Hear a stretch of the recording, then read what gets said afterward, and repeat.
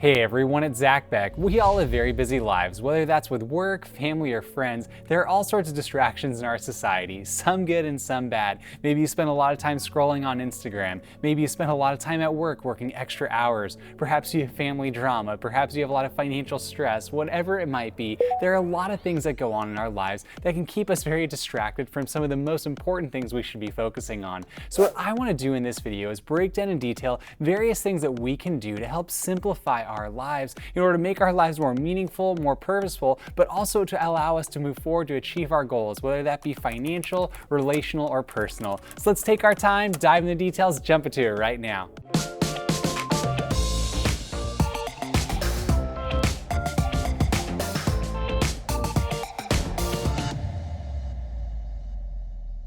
As previously mentioned, we live very busy lives. There are all sorts of things that are competing for our attention, and it's very easy for us to get overwhelmed in our society with the amount of possessions that we have, with the amount of work that we're doing, and sometimes the relational stress that comes in line with having this 24/7 cycle of everything being on social media and with a lot of the distractions that come that are associated with that. So the first thing I want to encourage you and myself to do is to reassess your possessions when you're looking to simplify your life. If there's one thing we have learned in our society is that we live in a consumer society. We purchase more things, we're incentivized to go out and spend, and that's how our economy is structured. Not necessarily saying it's a bad thing to own different possessions. However, if you end up having a larger home, you just end up usually filling it up with more stuff, and your home almost becomes a mausoleum where you're just keeping a bunch of things that you don't necessarily use. One of the things I found in my life is that as I became a little bit older, I realized I was accumulating more and more things. And when I began to assess that, I realized I was having to clean more. I was having to allocate my stress and time towards things that didn't really matter. These were inanimate objects and possessions that actually were taking away from my net worth. So I found a way to actually scale back by selling a lot of my possessions and going for a slightly more minimalist approach. Now I know minimalism can have a tendency to be a bit of a catchy or trendy sort of term, but I think it's more of a mindset than anything, that if you can scale back on your possessions and look at the quality of your possessions as opposed to the quantity of your possessions, it actually gives you less things to focus on and less things to worry about. Even something as simple as your wardrobe. If you can scale back and have a more simplified wardrobe, it actually takes you less brain power every day to think about what you're going to wear when you get ready to go to work or where you're going out to a date or whatever it might be. So all that to say, the first thing I think that you can do and I can do in my life to simplify things, to bring more peace and more balance, would be to reassess your possessions and hopefully scale back a little bit on the areas that you don't need things right now.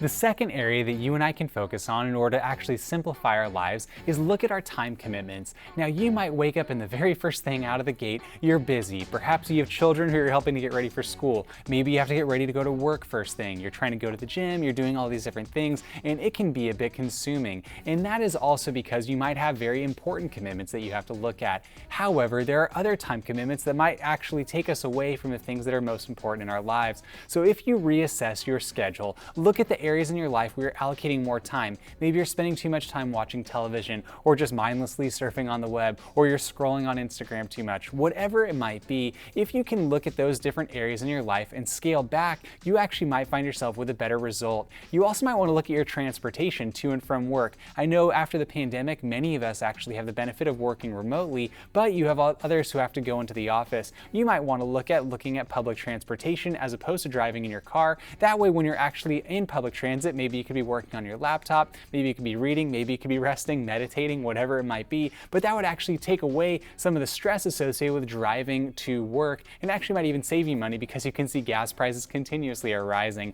So all that to say, look at the areas of your life where you're allocating the most time and make sure that the areas you are allocating your time towards are in alignment with your greatest values. So that should be your family, your friends, your finances, and the areas that are most important to you. If you find yourself allocating time in other areas that are distracting you from those, unless they're out of alignment or out of balance, you might want to look at finding those and setting them aside in a different manner.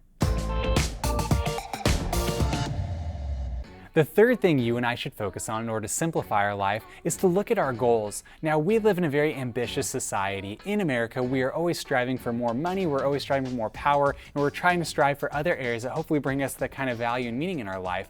Those things aren't necessarily inherently bad. However, what I will say is that if you have too many goals, it can actually distract you from actually achieving anything. We have a tendency to try and think that multitasking is the most effective means to actually accomplishing your objectives. Now, I can say as someone who's a very high capacity, high energy individual, that when I've tried to strive for too many objectives, I end up not reaching the objective or the goal that I'm actually pursuing. So if you're going for different things, let's just look at it whether it's an educational endeavor, a personal endeavor, or if you're looking at a career endeavor and maybe even relational, you might want to look at this and focusing in on one or two really important things that you're striving towards. That way you can allocate a lot of energy and effort and be more focused in that, whereas if you tend to be a little more distracted, it's going to prevent you from actually achieving the type of goals that you're hoping to accomplish. Now, the fourth point, which I believe is very important in our lives, is to reassess our thought life. And what I mean by this is we are bombarded in our society with so many different images, so many different lifestyles, where we are trying to measure ourselves up against those. Whether you're scrolling on social media, whether you're seeing what's being perpetuated in our society, we generally have this tendency to feel negative towards ourselves because we haven't achieved the type of financial objectives we're looking to pursue, the type of relationships we're supposed to have, and also maybe the physical goals you're hoping to achieve. And because of that, if you have negative thoughts that are perpetuating in your life, it's generally not a good thing to have, and it can inhibit you or prevent you from achieving your actual goals that do have meaning and value. Now, on that point, I just want to express to you that wherever you are, no matter what perspective you maintain, I just want you to know that you have meaning, purpose, and value. You were created for a purpose in this world, and I hope that you're able to achieve the objectives that you want to pursue. But one of the most important things you and I can do is just to be a positive influence in our society where you are at right now. So I just want to encourage you that if you haven't received the types of finances that you're wanting, if you haven't actually achieved the career objective you're looking to pursue, maybe you're not in the relational dynamic that you're wanting at this present moment, or maybe your physicality isn't right at where you want it to be because you want to be at a certain level, I know those are good things to pursue, but I want to encourage you that wherever you are, right here in this very moment as you're watching this video, you have meaning, you have value, you have purpose, and you should be doing everything you can to reassessing all those negative thoughts and taking them and setting them aside and realizing that there's a lot of things that we should be grateful for, irrespective of some of the challenges that you may face. And I hope that you can inject more positivity into your thinking, because what I will say is that in my own personal life, I have dealt with those kinds of negative thoughts before, and the more I can have a positive perspective, it's generally yielding more positive results, and ultimately it brings me more influence in my own life to have a better perspective and not to be so down, irrespective of what's going on around me. Now, another important step you and I can take to try and simplify our life is to look at our finances. Now, you hear me talk often on this channel about the various steps that you and I can take, so I'm just going to summarize them in a very concise manner. And here's what you and I should do when looking at our finances. Do everything you can to cut your spending where you're able to. Try and save money where it's feasible. And then in addition to that, you want to look at your debt and try to avoid debt at all costs. Debt generally yields you to more of a negative net worth as opposed to helping you build a positive net worth. So try to avoid consumer debt as a whole. Also, you want to avoid lifestyle inflation. Try and do everything you can to make sure you're not just going with the flow of society and spending more money just because you see other people spending more money and you're trying to keep up with them.